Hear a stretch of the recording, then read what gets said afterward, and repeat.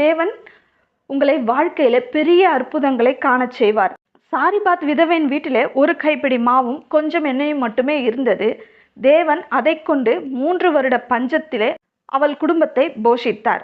வனாந்தரத்திலே ஒன்றுமே இல்லை என்று நினைத்த இடத்திலே 5 அப்பங்களையும் 2 மீன்களையும் கொண்டு கொஞ்சத்தை கொண்டு அநேகரை போஷித்து 12 கூடை நிறைய மீதம் எடுக்கச் செய்தார். அப்போ எலிசா அந்த பெண்ணிடத்தில் கேட்ட கேள்வி சரிதான் இல்லையா? எலிசா என்ன கேட்டாரு?